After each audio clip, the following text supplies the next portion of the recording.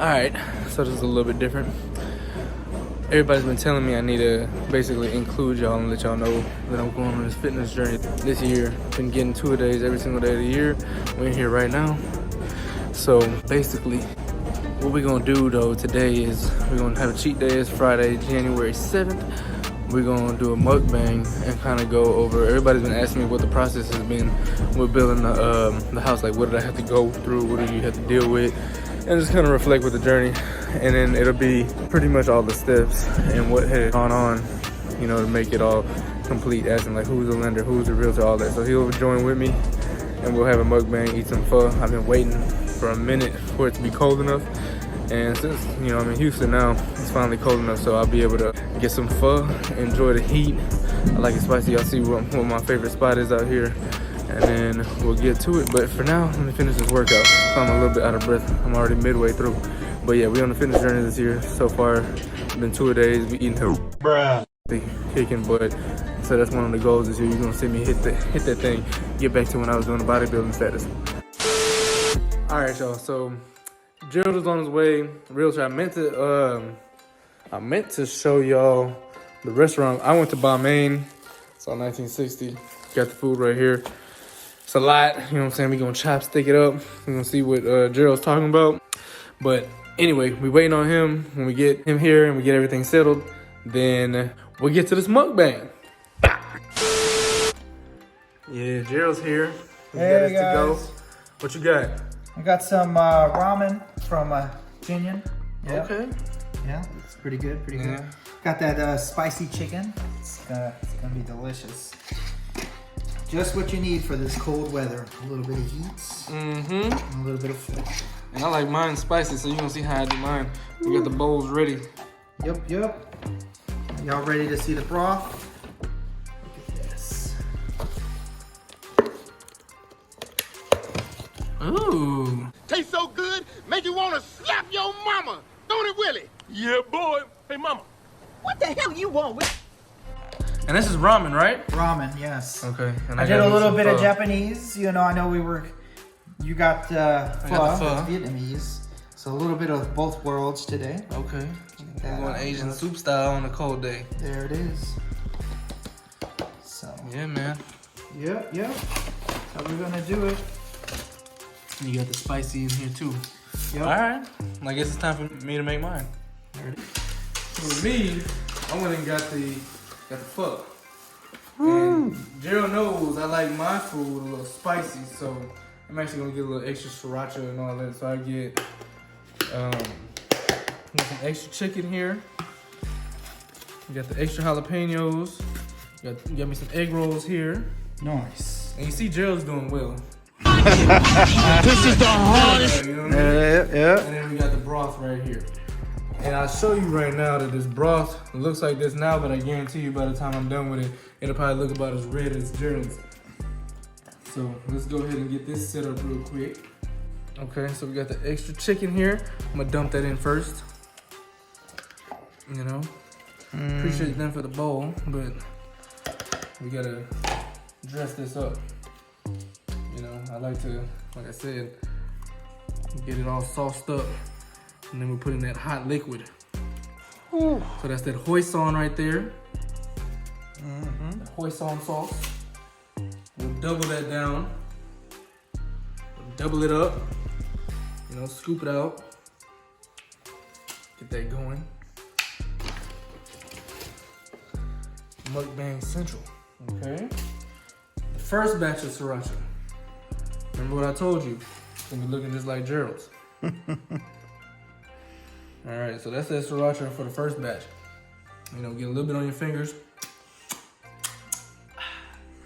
You know, most of y'all would have been like, oh my God, it's so good.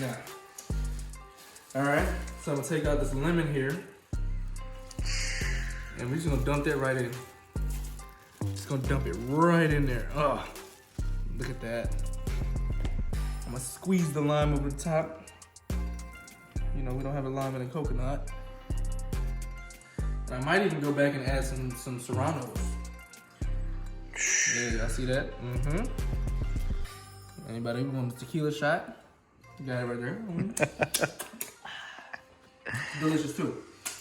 Now, I'll pour it on the top and watch that transform. Oh, for all my ASMR people, it's a beautiful sound. Oh, we're not done yet. And, bow! I told y'all I wasn't playing.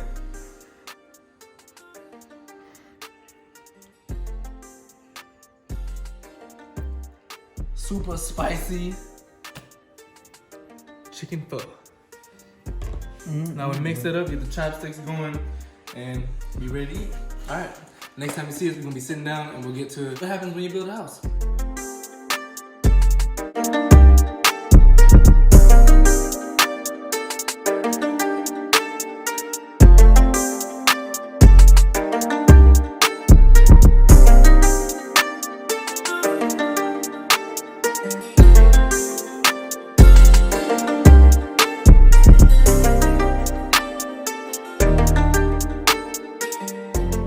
So as promised, we're gonna do the mukbang. We're gonna give y'all the history of how the whole journey came about, everything from scratch all the way till basically now where we at. We in the house. We got plants. We got windows. All good food. Eating good food. We got the mukbang going. So yeah, and this is the best realtor that you can get. Hey. And we'll even tell you that story too. Yep. I'm telling you. Because it was definitely some history. So yep. Especially with history makers. Oh, yeah. So the builder is history maker. Yep. So, yeah. So I guess, I don't know where you want to start at, but I guess I can just start. Like, I moved back to Houston last, February, whenever the snowstorm hit. And basically, I was like, I already knew I was going to build a house. And, to be completely transparent, I was like, man, I was building a house for the relationship, was about to get, thought I was gonna get married, all that kind of stuff. And I've seen Gerald outside and I would talk to him. Actually, I came back that one night and then I found out that you were a realtor on FaceTime.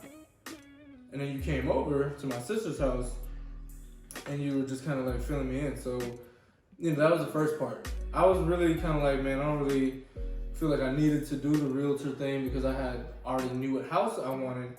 But I was traveling all the time, so it was kind of like, so Gerald came over and he was like, hey, I can be there when you can't and, help out with, this and that. So I guess there's a lot of misconceptions about the stuff that's necessary. So you want to tell them the first part of what you need to get a house? Because a lot of people say, well, what do you need? And they don't realize, for instance, the pre-approval. So you want to let them know about that? Sure will. But beforehand, this ramen here, delicious. Flavor, everything. So good. You're already seeing me eat, so hey, just saying. Yeah, and y'all go check out that what's it called? The one chip challenge video. Yes. And go check that out. Gerald's in there. We did that. That chip was too spicy. I tell you, no man. I don't think I'll do that again. I know I've seen the comments. I know. But I can't guarantee all that tongue action. I encourage y'all to go check that video out. If you want to see some tongue action, rate a PG video. Oh my gosh. Yeah, go check that out. Yeah, no, but as I was saying, being a realtor, it has its journeys, and we know that buying a house is sometimes an interesting journey, especially for the home buyer, because this is the second biggest decision they do other than getting married.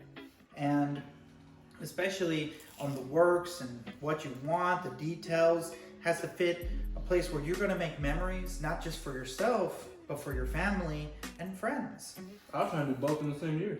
See, look at that, I tell you. So he knows the stresses, and I've been encouraging him all the way to make sure he's good. And you knew the stresses I had going on. So I guess you can fill him in a little bit on how it all went down, from what you remember. I never forget that day I was standing outside and I came and talked to you after the whole, COVID situation. That's another thing. COVID, I feel like it's really made the market really different. So a lot of stuff is changed. Yeah, so, yeah, it has, and it was a buyer's market, but it did change to a seller's market. Big time. Very big time.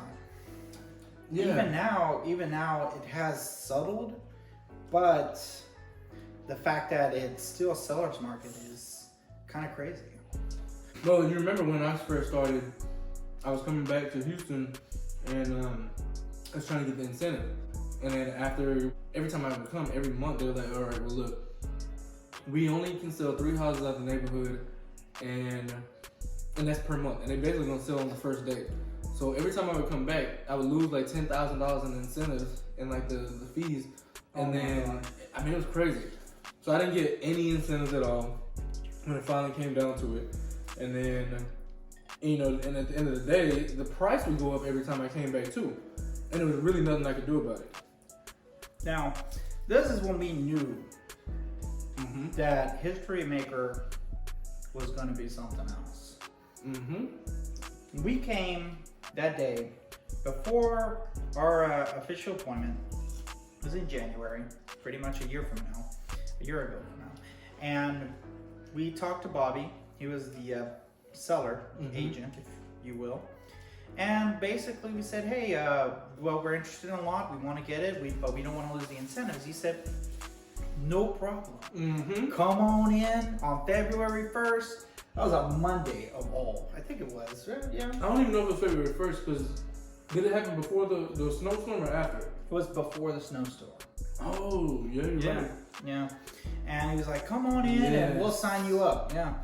And obviously, you know, there's a lot of key things that were needed to make sure we get there, you know, through to my company, Lone Star National Consultants, LLC.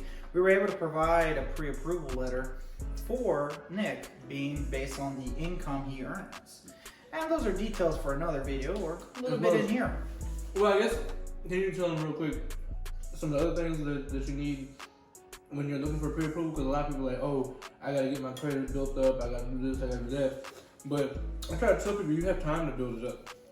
You don't have to have all your ducks in a row from day one to get approved.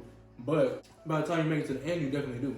Yes. And they're gonna, and whatever your credit score is today, as well as how much money you have, is not what it's gonna be at the end. So they're gonna run your credit more than once.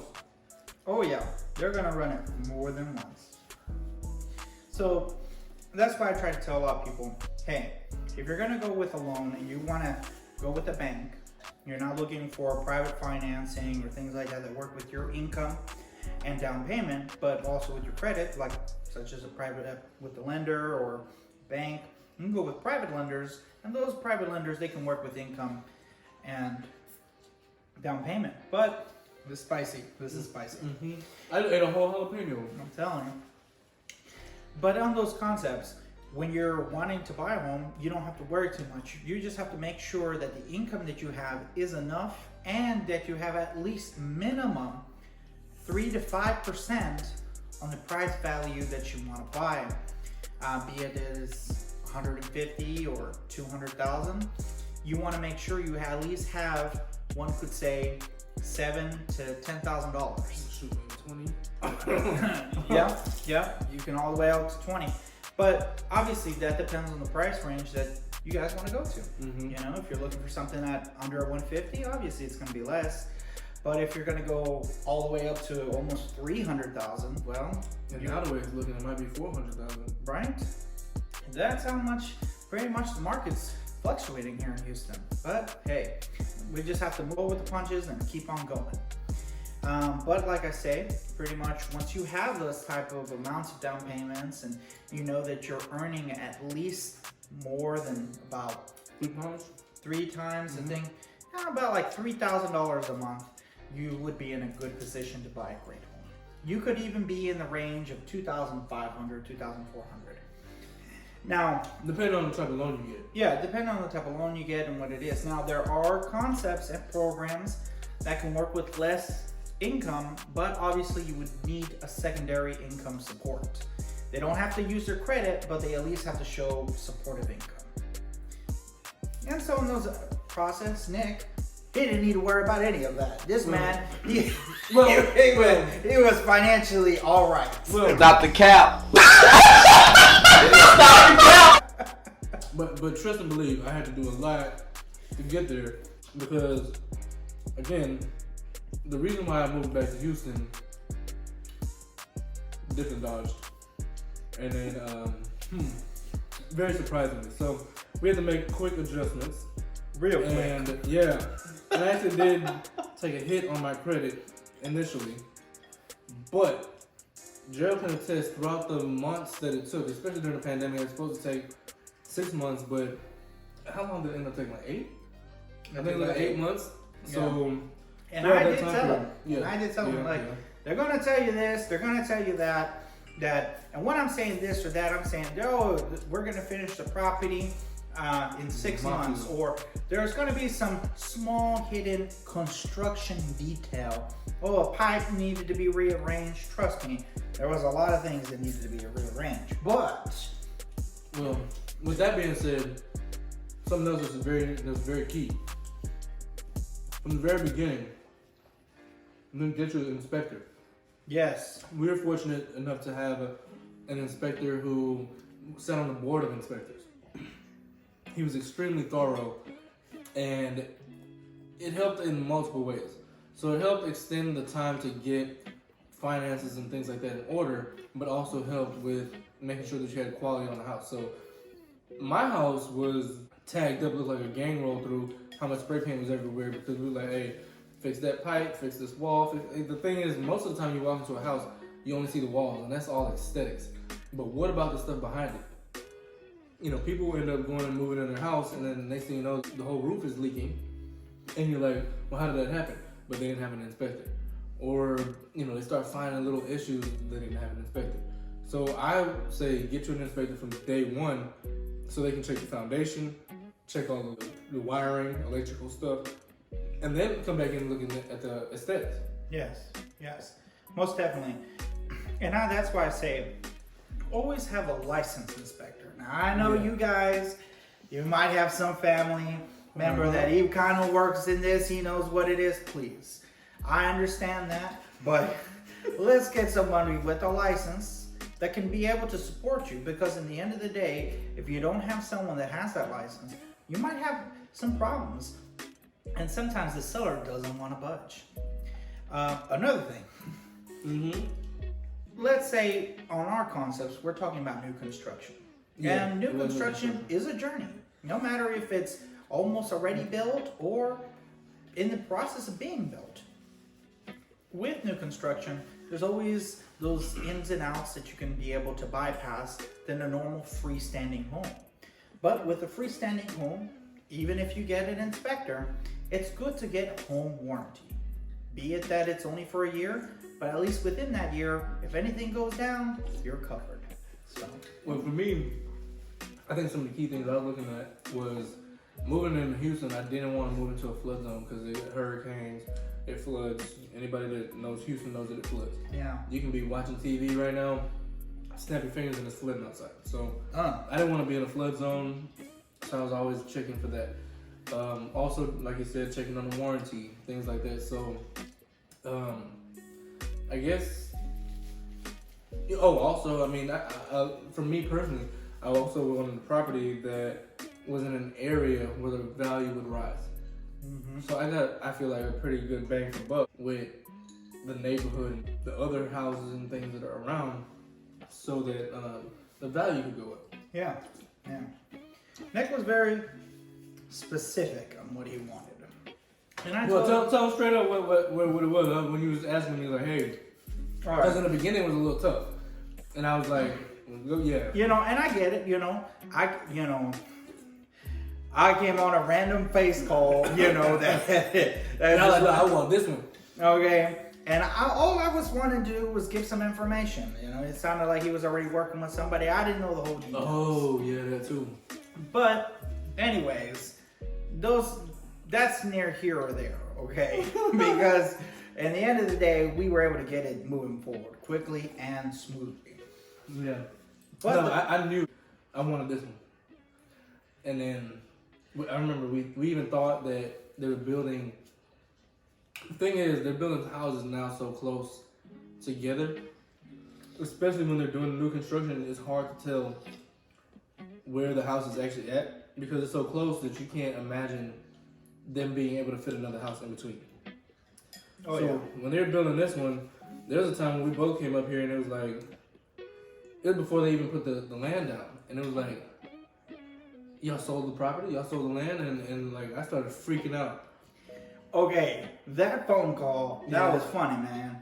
I tell you, I was just chilling. It was an easy day for me. I just finalized with a client, signed him up. I went home. I was just gonna take it easy that day, and I get the phone call. Yo, man, they sold the land. They're already building on it. All this. I'm like, whoa, take it easy, brother. Hold on. I started flipping. He's like, I'm at the land right now, man. I'm like, look, man, I'm coming by. Let me go check it out. We rolled over there. This is the first, and at this moment, this was gonna be the first time I met Bobby. But I mean, what you thought they built on there too? Yeah, I did. I did too. I thought so too, because I go looking over there, and the lots. Now, obviously, the size of the home and what you have, it looks amazing, and how they did it. And I suppose that's modern architecture now. Yeah. But honestly, I thought it myself that it was being built on, because I was like, well, this land looks too small. This doesn't make any sense. So we go up to the front office. We ask. We go in there. We're like, you know what? With pitchforks, torches in hand, like, hey, what's going on in here? We're gonna light the place up. Who was the assistant? What's her name? Betty. Betty was like, oh, Betty White. All right. We had Bobby and Betty. Yeah. R.I.P. for Betty. I'll tell you. Yeah, that Betty. Yeah. But either way, Betty was super nice though. Yeah, she was. Yeah. But she was like, oh my God, what's going on? We coming in. Hey, you know what's going on, Betty? What's happening with the land? Obviously, Betty didn't know what's going on until Bobby popped out and he's like, hey guys, I'm sorry for the confusion. This and that. No, it's not sold. But then that's when he said, come on in on February 1st or 2nd, one of the two. It was a Monday in the beginning of February. And we were like, okay. He's like, come on in. No worries, guys. We'll get you situated and we'll lock you into the lot. And I said, look, I want to make sure my client has the first spot. We don't want to have no problems, because believe it or not, that same day that we went to that appointment, Bobby had 5 to 6 people. I think, 5 to 6 people that were coming in that same day to look for the lots, and he only had 3 available. But this he was only allowed to sell 3. Yeah. So you had to have your ducks in a row, because you would have lost it. Oh yes. The other thing is, I was trying to get the last lot that wasn't premium. But they charge you a whole bunch of money. So this is something that's informative for the people. The house is not, you're really paying a lot of money for the land, because say for instance the backyard would have been much bigger. That could be a whole extra 20, 30, 40K. Yeah. For a backyard that you don't have to mow. And then you got let's see. You got the land and the whole land, and then the elevation. The elevation, yeah. Because now with elevation in Houston, it all depends if you're going to be 5 inches or 12 inches. I know it sounds kind of weird, but that's what it is. And it also changes the way your house looks. Exactly, because certain formats of homes can be placed on certain elevations. Yeah. So those are one things to look out on if you're going to do new construction. That's why with freestanding homes, what you see is what you get. Obviously, with an inspection and things like that, home warranty, you can be more protected. And I told Nick about that, but he was like, no, new construction. It's going to be this one right here. So, I mean, even with the inspection though, we ended up, we showed up with the inspector, realtor, pitchforks, everything at the first, the first meeting that you have called? The first meeting when we met Darren. Oh yeah.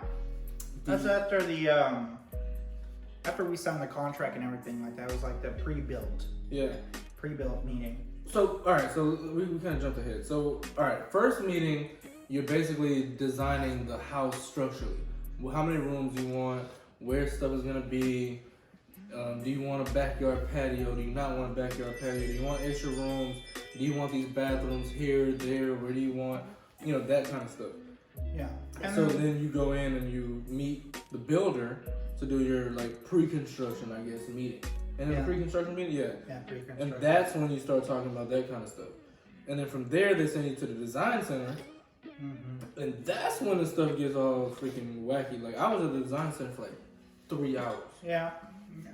That's when you kind of design on what the colors, how it's going to be all laid out, things like that, and it can get a little tricky. Oh yeah, that's pretty. Yeah. I'm not gonna try to scare nobody, but it is tricky. So, I mean, pretty much right. So, like, just to recap. So we had to have a pre-approval letter first to be able to have that first meeting to be able to even design the house at all. Yeah. Like, structurally. And the thing is that with these new constructions nowadays, especially on the price value point, they want to make sure the client is already approved or has a pre-approval letter working with the lender, be it private or just public. I think you should also tell them about that whole incentive thing, like going with your own lender versus not. I didn't go with none of the builder stuff because they incentivize you in a way that you end up paying later on. Yeah. And if you don't do your research, they'll get you. Yeah, so, and how do they get you is that as many of these new companies and bypasses, they say, oh, we don't charge no commission or we don't charge any fees. That's really a lie.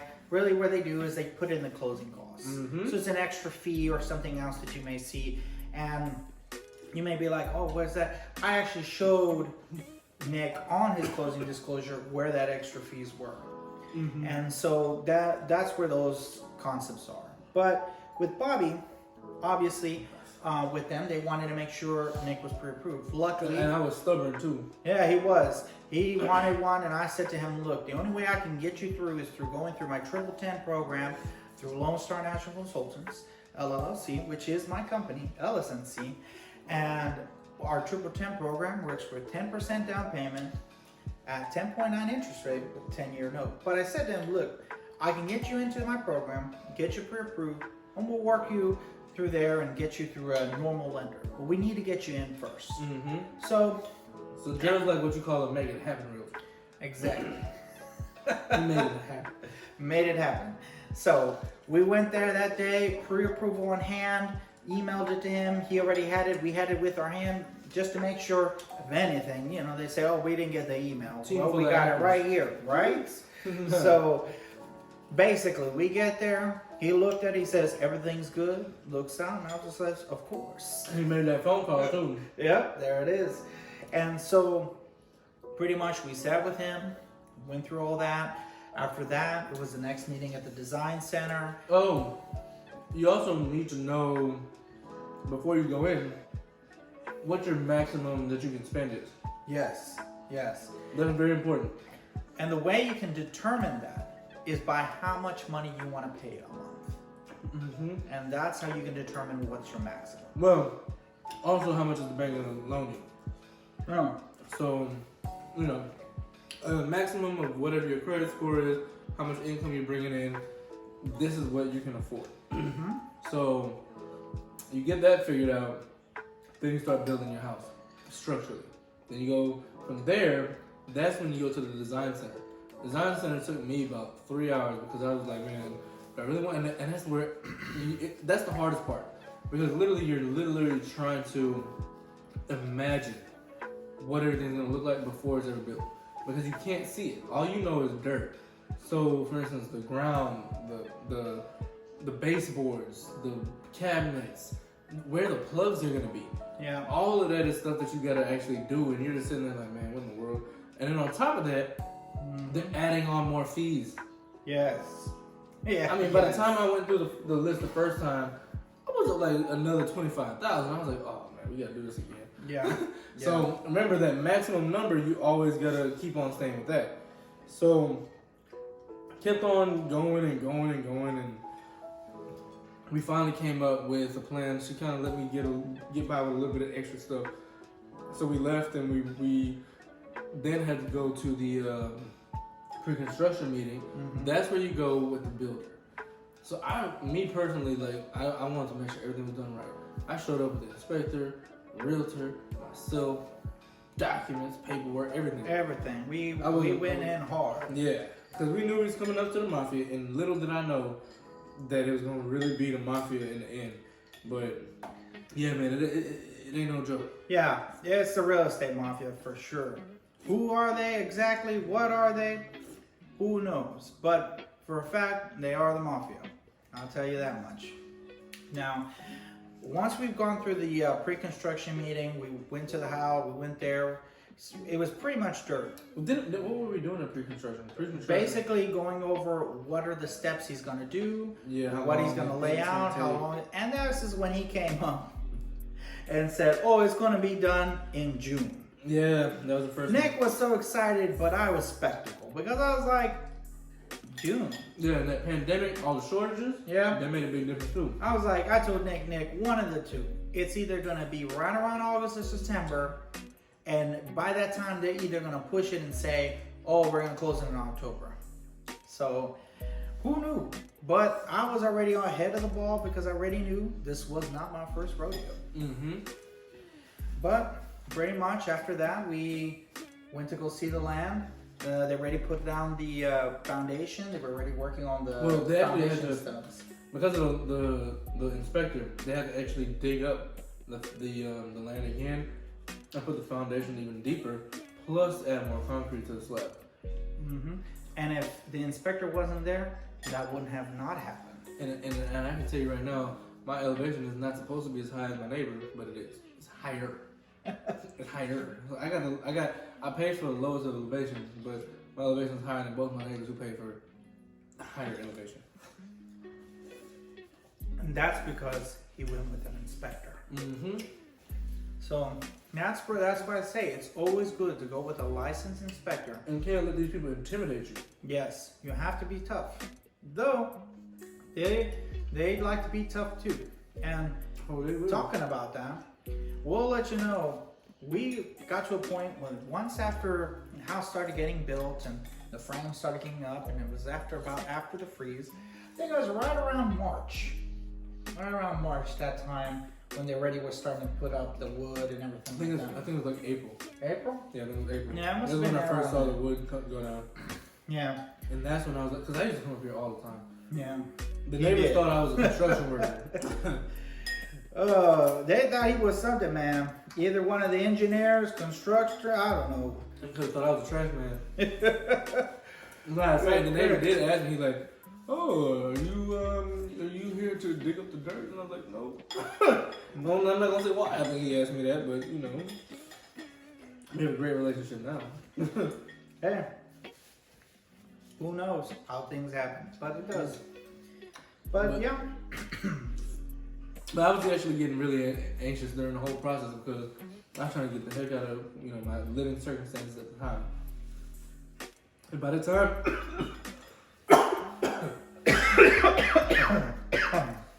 time, I had already just been exhausted with what was already going on. My whole reason, I started even questioning why did I even come back to Houston. But those were some interesting conversations. Man. I'll tell you.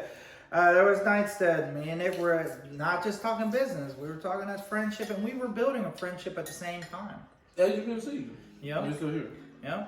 And to me, he's a really good friend of mine, and I appreciate it. And I'm actually in his wedding, so I'm beyond a good friend. Yeah, he's a groomsman on the wedding. So hey. You gotta check that out too. Yeah. Coming soon. 2022, right? There it is. But yeah, y'all saw right around when I moved back to Houston, there was this relationship going on. Ain't no relationship going on now. So we in the house, and it's quiet. Kind of. I'm kind of a loud person. It's quiet during the week, but not on the weekend. No, I understand. Yeah, after this mukbang, going on. What you think is in that cup? Woo! But no.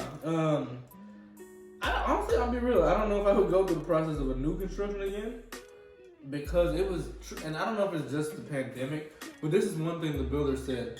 He said that throughout his whole time building houses, I think it was like 20 years or something like that. Yeah. That he would always be able to have a specific date when something was going to be done, and nothing could be done like that. Yeah. I will say my day got pushed up three times. Almost 4. Yeah. Almost 4.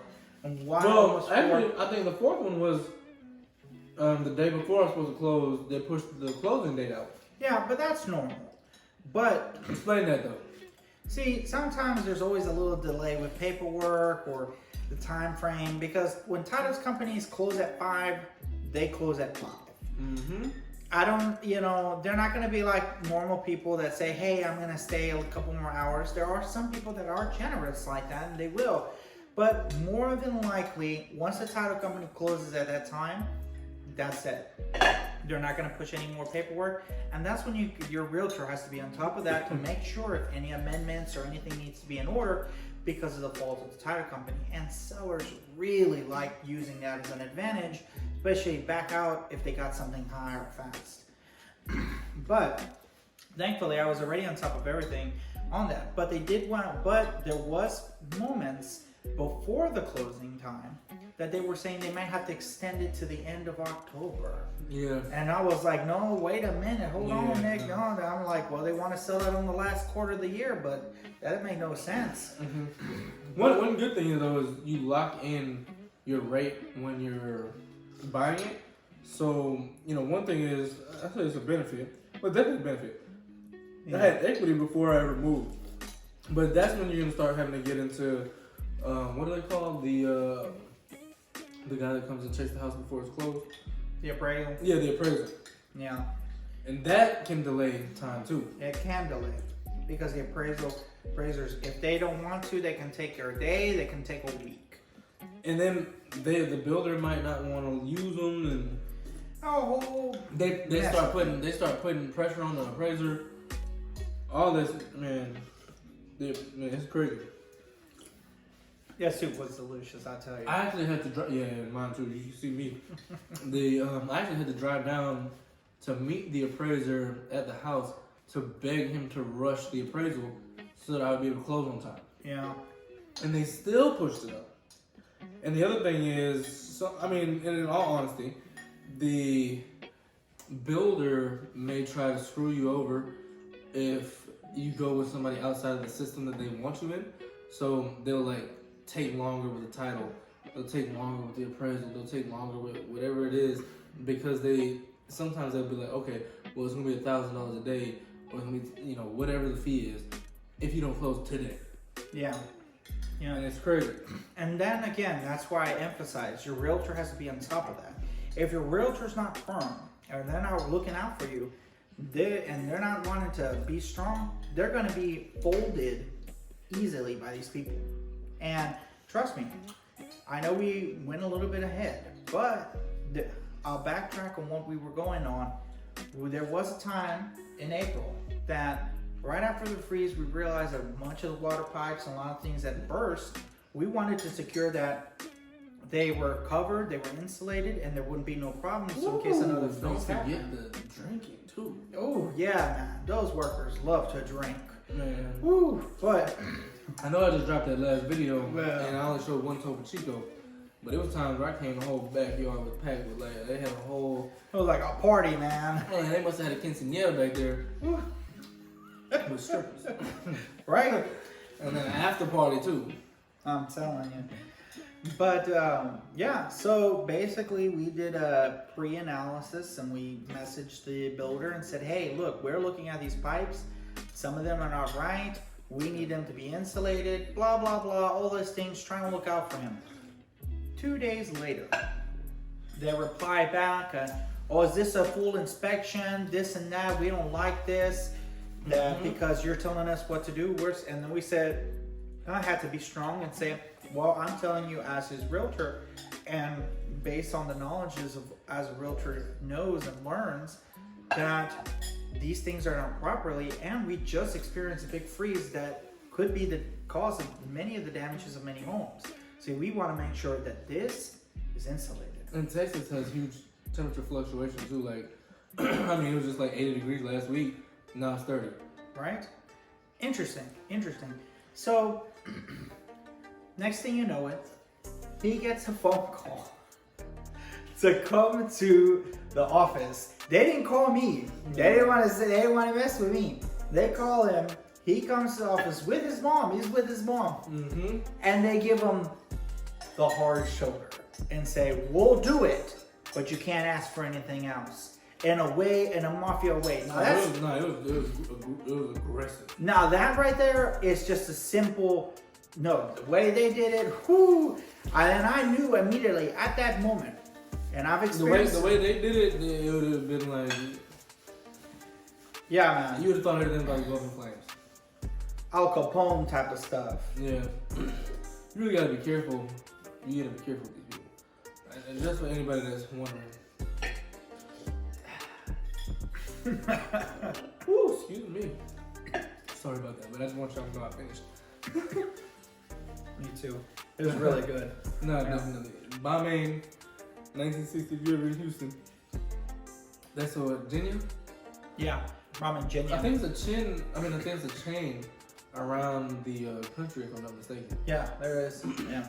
There's like 5 stores in Houston. Oh, really? Yeah. I didn't know that. I think they even have them all the way up in Canada. There used to be only 2, and then they expanded. I think it's because Houston's becoming more popular. Oh, well, yeah, almost the whole California's moving out here. Yeah, but and New York. Well, that's another thing. I guess a lot of people are asking, you know, where to move. Well, let me say this. So, I guess from design center to they start building, you do want to make sure that you try to get a builder that's going to be transparent and works with you to be able to make changes if needed. But also have a realtor that's firm and making sure that they look after you. And that is going to answer your question. Yes. And I definitely had a lot of questions. Oh, he did. But I was very knowledgeable, already knew what I was doing. And like I told him, and I told Nick many times, hey man, this ain't my first rodeo. I got you.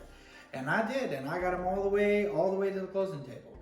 So I know it was a crazy journey, but you know, there was a lot of hiccups here and there, especially with these builders.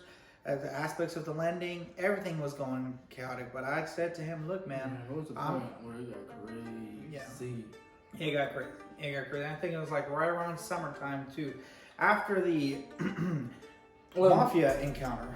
Well, another thing, too, though, like I said in the beginning, they check your credit and all that kind of stuff in the beginning. They're going to do it again. What is it, like 30 days before you close, they're going to check it again. Yeah. They're going to check your finances. They're going to check your credit.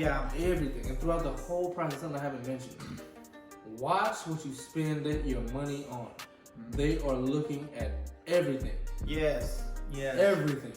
Investing. If you buy toilet paper, if you poop too much and you bought too much toilet paper, they're going to know. They're going to know. Yeah, because they got to look at your bank statements. You might be asking. They're going to be asking, why they got to know all that? It's because when they're going to... They even want to know the bank statements from before you even started talking to them, because they want to know your spending habits. Yeah. They want to make sure that you can qualify for that loan and that you're responsible.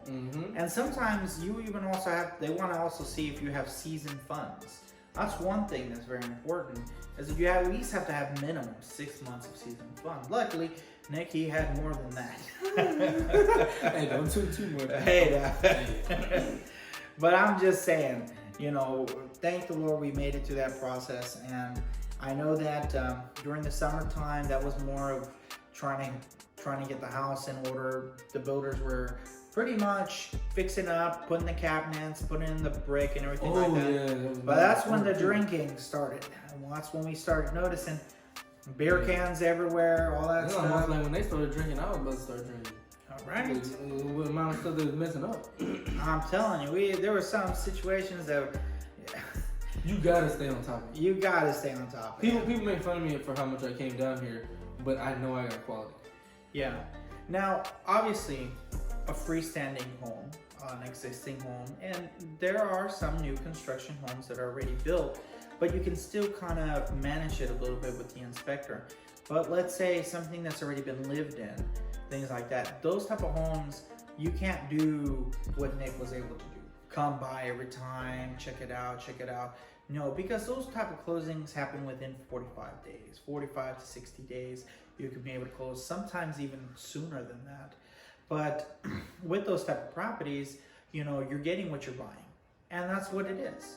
And a lot of people are fine with that. But with new construction, it is good to be on top of it. Come look at it every day, because you don't know what's going to go on. You don't know what type of job is it. Did they mess up? I'm not saying come every day, but at least come twice a week. This is your new home that, as one could say, could be $250,000 or almost $500,000. Or more than $250,000. Yeah, or more than $250,000. Yeah, I was gonna say, especially, all right, and then when you start comparing prices and stuff like that, depending on the area. If you're going to buy, an older home, one of the main reasons why I didn't want to do that is because of the expenses that I may have to incur after already paying a whole bunch of money. So I know a couple people who did buy a home that was already purchased at the time that I was looking, and they had to fix pipes, floors, doors, roofs, all that stuff adds up. And then when I started thinking about it, I was like, okay, well, if you're gonna have to pay all that money to fix the house, might as well just start fresh and pay the same, if not less. Yep.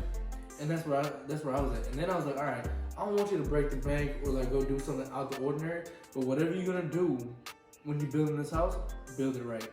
Yes. And I can piggyback on that, because when I bought my home with my future wife, basically we had a friend. Shout out. Right? Zakia. You already seen her in some videos, but yeah. Hey. So, but we had a friend that she bought a new freestanding home. Semi-live, not too bad. But when the freeze came by, her pipes in her kitchen busted. What ours were okay because it was new construction.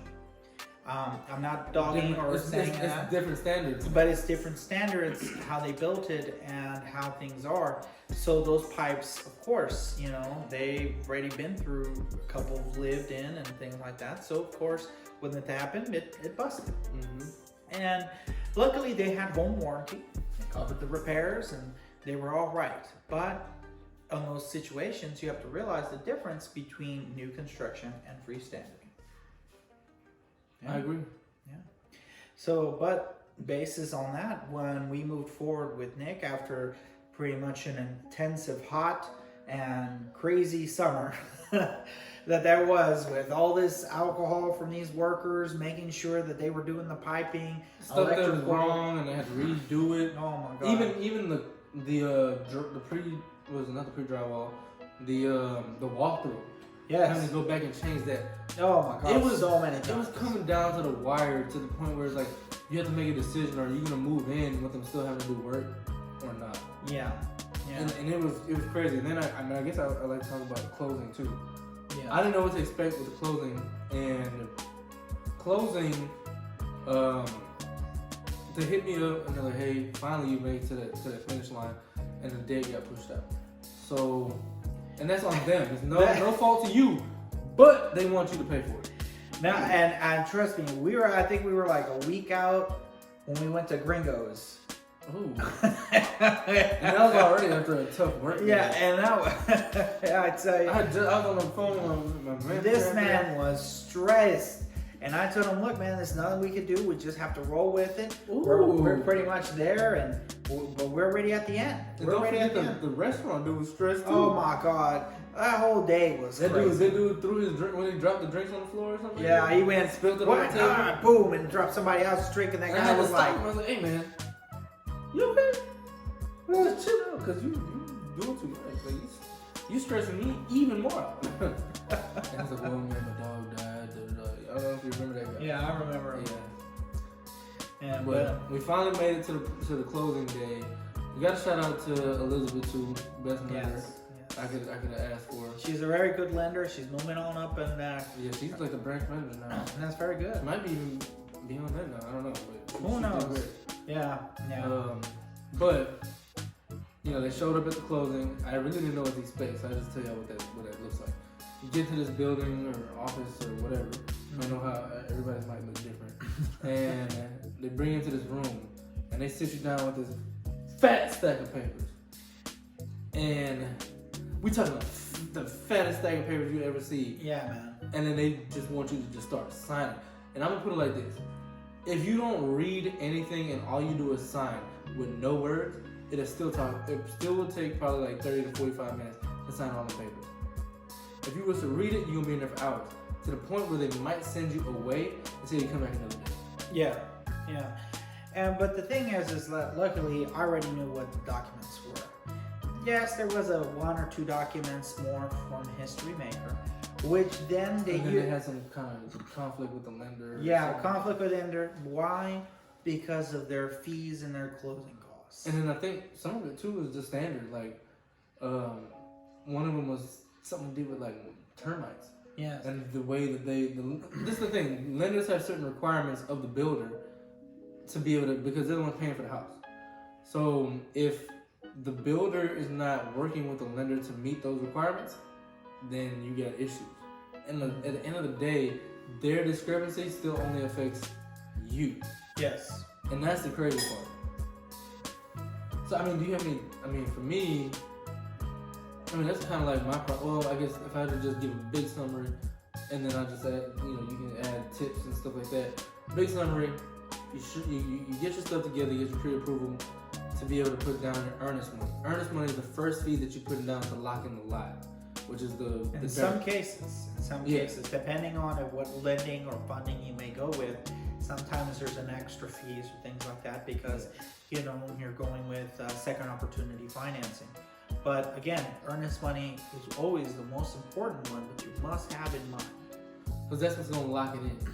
So after that, you go, with your earnest money, and you start designing the structure overall of the house. How many rooms is it going to be? What else is going to be added onto the house? All that's going to be locked in as a baseline for what you owe. Yeah. Or what you're going to be building. Then you go to a design center, which is literally like this building with all types of people with different companies that are telling you what you can put in your house. So you're literally imagining at that point what the house is going to look like before you ever see it. Yes. After that, you leave, you're just pretty much playing a waiting game. Built this one day, they dropped the slab down. And if you want to see the process, go back and watch the last video. It'll be at the end of this one, and I'll put the link right here. So, all right, so after that, they drop the slab down, they put the the wood up, and then whatever structure, and then they start running electrical wires, plumbing, all that stuff, and you're gonna be able to see all of it. And then stuff starts to become real. Yeah. Then they start putting in the walls, and then everything looks crazy. Like you have walls in your house. Now you can tell what room is what. Then you go, back door, you're able to see the flooring start coming in, the cabinets, some of those appliances that you were talking about. Yeah. And it just starts to really actually look like somewhere that you live. And, all the hard work. And let's not forget that throughout this process, now you're dealing with your lender to make sure that you ain't spending too much money or you're not making any stupid decisions. Dealing with your realtor to make sure paperwork that's missing or isn't done or, different discrepancies or flaws or things that are going wrong in the process are happening. Then you got your closing dates coming up. They rerun your credit, make sure everything's where it needs to be. You need to show this money and make sure you have all your documents, finances, everything in order, which don't even have to do with your current state. It could be what you've been doing for the past 2 years. What be it even if you're in stocks, 401k, savings, anything that they want to see everything. They want to see it all because they want to make sure, does he have the money to support the monthly payment, be it within a 3, 6, 8, or a year period if his financials lower. Mm-hmm. And some lenders have like 6 months. I think some, you have 6 months. Some have 6 months, some have 3, some go by 4. Yeah, I don't remember what mine was. I think it might have been like 6 or 3. Yeah. They said 3 or 6 months in the back. Yeah. So you got to be able to basically cover your mortgage within a couple of like 3 months or 6 months. And normally with FHA, they want you to be able to afford the house for at least 90 days, which is the equivalent of 3 months. Mm-hmm. So that's why the minimum is that they want to look at is that you are able to afford the house for at least 3 months. And conventional is through the bank. Yeah. And the other thing too is with FHA, they want you to pay the what's that other fee? Oh yes, private mortgage insurance. Yeah, and then PMI. the PMI, And then conventional, it's kind of straightforward, but it's still a higher down payment. Yeah. You got to bring in more, and instead of like 3.75, now with the changes with the Biden administration, could be up to 4%. But there's theories that it may go down to 3. Who knows? But we'll see as the future goes. But within that concepts, with conventional, you're looking at a 20% down payment, sometimes 15 if you've got a good lender. One of my stipulations was I had to pay off a student loan too. Yeah. Some now with these new things is that if you have a student loan, sometimes certain lenders don't allow you to get a home because you have that. Now, FHA can bypass if you have the income to afford the home and the student loan. Or the other way is you still continue school, be it if it's just one class or whatever, showing that you're still in school and you're still not needing to pay the loan yet. That'll give you a time to keep getting in and bypassing the system. And then the pandemic right now has everybody's loans in, I think, on like some type of holding system. Yeah. Which initially was screwing up the way when I was living, because the lenders didn't know how to handle that. So as time went on, they were like, okay, so this is what we're gonna do. It's not gonna be a big deal because the loan is in like not foreclosure, but like forbearance. Yeah. So it's not a big deal. And luckily now everything's been handled, and they did extend it for you guys that are wanting to buy to May. Yeah, May 1st. So you guys, if you're looking for freestanding homes or whatever, now is the time to get with your realtor, get with your lending, and move it quickly. Hey, you want to talk to me? The link is in the description. Yeah. But I mean, honestly, as crazy as this whole journey has been, everything from the reason why I first started it till now is truly a blessing, because I'm gonna say this too. You pay, more than likely you're gonna pay, if you're living in an apartment now, more than likely you're gonna pay less for your mortgage than you are for your apartment. And I'm just being straight up.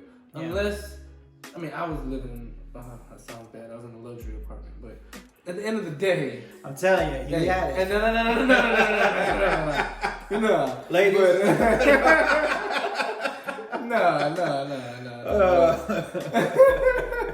Well, I mean, I do like my plans. Anyway, what we did, we had to do. And one thing it definitely taught me was my own strength, and it taught me, resilience, faith, confidence, just trusting in the process, a lot of, teamwork, like project management, everything that you can think of, and just seeing this whole process from the beginning to now is a true blessing. And as you're inspired by all the people that you're working with, you're also inspiring other people who are watching too. So I hope this video moves y'all to go and take that step, go down the journey. If you have any questions, feel free to contact either Gerald or Elizabeth will be in the description below, and you can drop a comment drop a comment, and any of us will answer as well. Yes. For me, hopefully I like the plants. We got the windows. If you want to see what the house looks like, go watch the videos. They will be, showing up like right here or there towards the end of this. But appreciate y'all for showing. Do you have any tips for anybody that is looking for a house right now, like what they need to be getting in order, what they need to do? Because a lot of times people ask, well, what do I need to do to get a house? They think that they have to have everything up front. And that's not necessarily the case. And really, it's not necessarily the case. Obviously, sometimes depending on how fast you want to move, what's your process, time, things like that, it's always good to plan about at least 6 to 8 months ahead of time when you're going to buy a house. Be it if it's new construction or freestanding, because again, this is going to be a long journey. Be it if it's freestanding, that could be 3 months of time before you actually enter the house. 2 months, 3 months, it all depends, especially on how fast you want to work with and how flexible you are. New construction, as you can see, we started in February and we didn't end till September, so that was a good amount of time. Yeah, the other thing is I mean, when I started building 2021, I started in 2021, and he said 6 to 8 months you want to have your stuff in order. I didn't even think I was gonna be trying to build a house in the year before. So if I would have known and had more planning and all that kind of stuff, it'd have been a whole different ballgame. But Yeah. it's kind of like, nah. And then when I knew what house I wanted, I was like, no, I want that. Yeah. I want nothing else. Like if I can't get that, I don't want nothing. Yeah. Let's screw it. And that was me. You know what I'm saying? And I had to encourage him. I'm like, we'll make it possible. Even if we got to do what we got to do. Yeah. So, you know. And we everybody knew it was going to be a journey. Yes. But, the lender, me, even the builder, etc. What were your thoughts when, let me ask this, and we can just be straight up right here. What were your thoughts when you saw how set I was, I guess, in this is it or it ain't nothing else? Well, you know, I've had different clients and some that were like that. So I already knew. Like that. Yeah, I already knew what exactly how Nick was wanting to operate. Obviously, everybody's a little different, of course, but I understood where he's coming from, and so I knew that it was going to be, well, it's not going to be easy. And you knew the situation too. And I knew the situation, and so at the time... What do you think about that? Well, you know, I've helped many people, even without citizenship, have one. Well, not that situation, but the other situation. Oh, the other one with the girl, I'll tell you, that's a different story. Okay. So, yeah, she's something else. I didn't really get to meet her too much, you know what I'm saying? And guess what? I wasn't even around as much as you were. So, hey. But... like I say, with Nick's situation and things like this, he was already financially able. He was really good, you know, it's a good journey. And the reason why it took a while is because of COVID. It merely messed up a lot of the financial lending and things like that, especially with the guidelines of what the builders were wanting to do. Be in a certain range. Yeah. Make a certain amount. Things they're going to use. Exactly. And so it wasn't really all on Nick more than it was on the builder and what they were requiring. So that's why I was like, don't worry, Nick. You know, Elizabeth got you. She really understands the situation. And obviously, before we even went with Elizabeth, I actually phone called her and I kind of quizzed her on a couple of things to see if she was actually financially ready to handle Nick's file, because Nick's file was a little bit interesting, especially being that he wanted that one particular. So, but she passed with, she made it happen. She passed with flying colors, and it was a great situation that happened there. Yeah. But I will say, I had a great team. Yes. Like literally, I would never recommend anybody outside of my team. Yeah. Period. Yeah, and I tell you, it was interesting. It was great, and I really enjoyed working with her. I'm gonna put like this too. Just as a testament, I knew multiple people that were building a house during the same time. Multiple. Yes. If they would have had the same team as me, they wouldn't have had the same struggles that they had, and some of them would have even actually been able to close. So that means some of them didn't close at all. Yeah. And some had some major issues.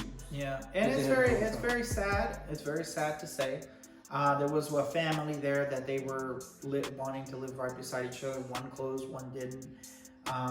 Sadly, that's what happened there. And we heard the news and things like that, but hopefully it worked out with them. Others, the neighbors over there, they thought everything was good, and then I think a storm happened over here, and some side of the house just popped off. Like what? And then somebody else I knew, the lender, like, was their friend, and then it was like, nah, and then they ended up paying like an extra $13,000 out of pocket. Yes. Just to close. Like, they had to pay $1,000 every day for 13 extra days because the lender couldn't get their stuff together. And here's the thing, that's when the realtor comes in order. And I think they didn't work with the realtor. No, they did. Okay. And it's supposed to be a ranked realtor. See, that's what I'm saying. If you know your realtor and you have courage with him, and I'm not dogging any realtors, okay? I'm a realtor myself. I will. And I'll tell you, you know, I respect. Get you a Gerald. Right. I respect the professionalism, but I will say there are some realtors that, even though they may be high up there, they're just your normal Joes. They're just trying to get a dollar, you know what I'm saying? To the point, there was even one realtor that just told Nick, just put my name on it. Oh. They didn't want to do anything else but just have the name on it. You said one. There's multiple. See what I'm saying? And they didn't even want to really go in, dive in. No, they weren't gonna do nothing. This as a realtor, it becomes a personal journey because one, yeah, you're making your commission, of course, but what you're doing also is helping your client that becomes a friend to have their home where they will build their memories and enjoy their time, and you might be even included in those things. Mm-hmm. So that's what as we're here to enjoy this wonderful mukbang. Yeah. With the delightful hot soup on this cold winter day. Ooh, delicious, delicious. I'm telling you, this weather's been crazy. I just came from a cruise and I was in warmest weather, felt like summer. Sure. And come back to this, I was like, oh, Belize, where are you? It's kind of crazy now that I think about it. When I first came back to Houston, we got that video when it snowed. Yeah. And I was over there at their home. And now, almost a year later, he's in my home and we're enjoying some warm soup. Yep. Interesting how life works. And sometimes, we're here because we're trying to make it possible. And that's why I say that in the end of the day, we were able to accomplish getting Nick into his island, so that he has and he's enjoying it. He's enjoying very well, I'll tell you. Hey. Ladies.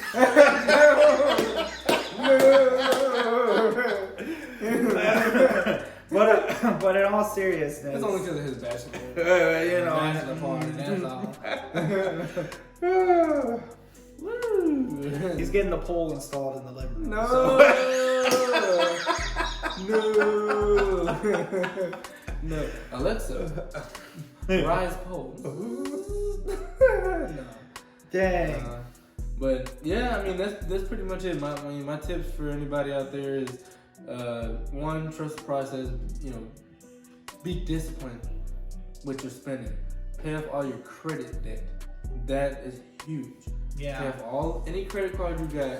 Pay that off. It's not really about how much you have. It's about how much debt you have. So if you can limit the amount of debt you have, you'll be in way better shape than having a whole bunch of cash. Cash is not gonna really get you nowhere. It's paying off that debt. Yeah. So if you got any credit cards, outstanding balances, any student loans you can afford to pay off, pay that off. Then you're in a much better place. But you don't want to pay off everything because you want to show that you do have recurring payments that you're able to manage. And then and on the aspect of money, at least try to make sure you have at least $5,000 to $6,000 seasoned for at least 4 to 6 months. Be it even if you don't want to touch it or whatever, at least make sure you have that saved. There could be a small influx, but at least that it's still at that strong, solid numbers, about $4,000 to $6,000. Okay, because you need to show that you're able to save, and that's one thing too. But on the aspect of debt, yes, you do need to pay that off because DTI will get you. You won't be able to get a pre-approval letter with a high DTI, which is debt to income. Debt to income, yes, that's very important. So you have to get that paid now. So credit card debt, any student loans. Don't go buy a car while you're trying to buy a house. Please, definitely. Please, look. If there's any advice you want to take, there it is. That's the one. Don't get a car if you're planning to buy a house at all. For how long before? Like not even 2 years, I say. Don't even get the car. You're thinking about the car or the house, and your wife's like, "What do you want to do, honey?" or whatever. Go for the house. If you don't go for the car. Okay, because they immediately see new car, denied. That's it. Now, obviously, if you already had the car for a while, your income's good, and you're able to support it, sure, no problem. But if you're going to buy a new car and then a couple months later go for a house, you ain't going to get that. Even a year later. Yeah, no. It's maybe even 2 years. Yeah. Depending on the type of car you bought. Basically. And I'll tell you this, best to buy the house first. Then, after you got the house, hey, go to the dealership. Fred has Mercedes, whatever you want to do, get it. Because at that point, you've already got what you need. Yeah. But yeah, don't go trying to flex with the car. Don't. That is be the first red flag. They don't Come on, man. They're gonna be like, well, you have a car here. Yeah. And then all of a sudden it's like, They're like, oh, okay. You come back in 2 years when you pay that off. Now you might be saying, well, it's just a car payment. It's not just the car payment. It's debt. It's the debt, because that's a loan that you got there. That could be $20,000, $15,000, up to $50,000. Who knows what kind of car you got? Yeah. You know what I'm saying? Went out there and get that big body Benz, look like you're pushing weights. Now who's talking? You know? Yeah. So you got to think about those things, and also they also look at insurance. They look at your insurance, how much you pay per month. Now you got your car and your insurance payment. Boom. That could be $700, $600. The rent too. Oh, yes. But with rent, it's a little different because that will be converted to your mortgage. Yeah. See? But you need to be able to be living within your means so that you are able to still save enough for that down payment. And now that down payment is that's more money I ever seen on a piece of paper than I ever seen before. Like when I went to the bank was like, Yep. And here's the thing though, and now you might be wondering, how can I calculate that? How can I do it? Simple. Look at what your profits are in a month over your debt. And if your debt is at least 40% of your income, you're in a good number. But if your debt is over 40%, then you might have to start questioning what you have to take off. What can you do? Because nowadays, what lenders are looking for is that your debt to income is that your debt is 40% of your income. Yeah, or less. Now, there are some lenders that if you talk with them, ask them, hey, what can I do to do that? Elizabeth, yes. She'll make it happen. She'll make it happen. But you gotta be able to prove to her that you are who you say you are. Yeah. A superstar. Yes. Yeah. Now, obviously, again, you disclose what you need to do, talk with them, talk with your CPA, look at where you are, and figure out where your income and stuff like this. Maybe just go over the home spreadsheet that you have and look over those incomes, because hopefully that would hopefully. I mean, unless you're just winging it, hey man, boom, I mean, there comes times that we just normally do that, but I understand that. But you also have to look over your incomes and see what you have to cancel with that. But there are lenders that can work up to 15%, 50%. I do want to tell people too though, like, but if one thing is, since this is January, you gotta start weighing out, what you want for your life. Yes. Because what I've seen is some people will go and spend $18,000 during Christmas, and then you're like, woo! Then you're like, hey, I need to put down this money, and it's like, well, why did you think that you needed to spend that much money during Christmas?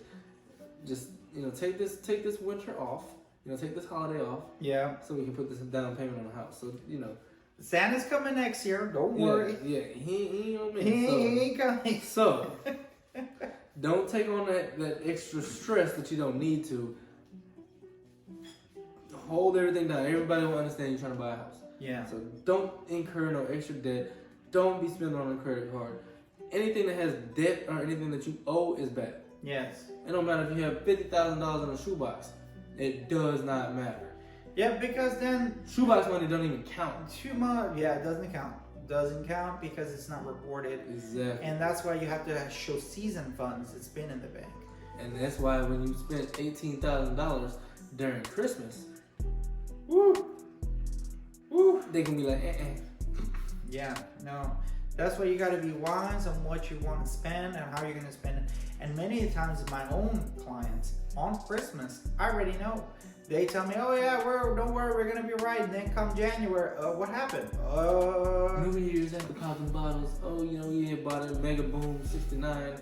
And now it's booming outside in the thing. And then they think it's going to booming in the back. Now they pregnant. And Johnny want that Bowflex 3000. What the heck? Exactly. Yeah. Boom, boom. Now you got a whole bunch of stuff going on, so just be careful. But I mean, shoot, at this point, like I said, that's pretty much the journey, start to finish. again, go back and watch all the videos in the playlist that's about building the home.